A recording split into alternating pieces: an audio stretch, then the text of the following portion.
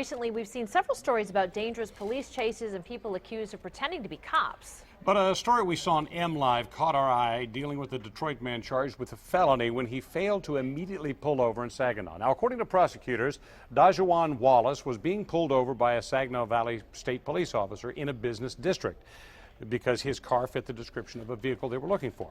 Now, Wallace said it was a dark area, and he's taught, he hears it on TV all the time, you never pull over in a place like that, so he drove onto a parking lot that was well lighted.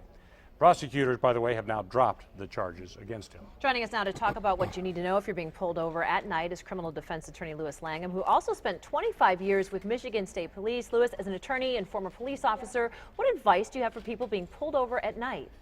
Well, as far as trying to figure out when to stop, when not to stop, I mean, the law itself is very clear.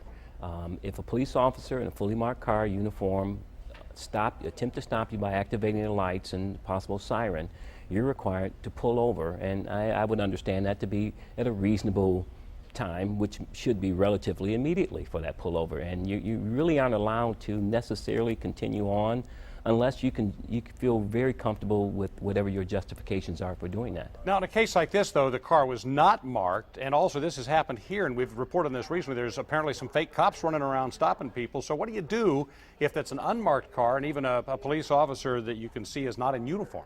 Well, the statute actually says a clearly marked vehicle, so we refer to some vehicles as fully marked and semi-marked, meaning they have partial identities on them. And it's very, very difficult for police to try to pull some over in a semi-marked, not fully marked patrol car. And under those circumstances, a rational, reasonable person could possibly say, yes, that was not a fully marked car, I wasn't sure. However, I would suggest that maybe you might consider contacting, if you're really uncertain, you might want to consider calling 911 and say, hey, I'm about to be pulled over. Dispatch will pick up the call. I'm about to be pulled over in this area. I just need to be clear that it's really a police officer that's trying to pull me over.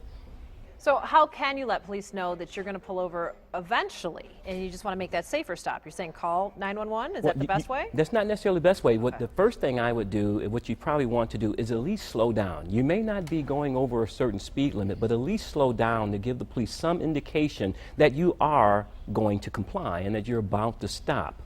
Maintaining a speed at the same level, I wouldn't recommend that. I would recommend that you slow down and gradually start pulling over very slowly so they understand that you are in compliance with what it is they're trying to tell you to do. Okay, I need to correct myself also in Saginaw. That case, the car was a marked car, but something else happened. Prosecutors said that he passed several well-lighted areas before he did finally pull over. So at what point in any case does a police officer read into it, okay, if you've already gone past a lighted area? You could have had 10 police officers. 5 of them would have arrested him for fleeing and eluding. The other 5 would not have. It's really one of those calls that police officers have, and they have to make that decision right there on the spot and whether or not they're going to charge someone with fleeing and eluding. So you can't drive. Understand this situation, the individual drove a mile and a half, about a mile and a half further than the actual stop that was initiated. I would suggest that might be a little bit too far, but all the other circumstances surrounding it indicated that, he was, pretty much in decent, with a decent thought and trying to figure out what he should and shouldn't do. Lewis Langham, as always, we appreciate that. It's a gray area and you just have to use your best judgment. It sure is. Thank you very much. Thank you so much. Well, still heading your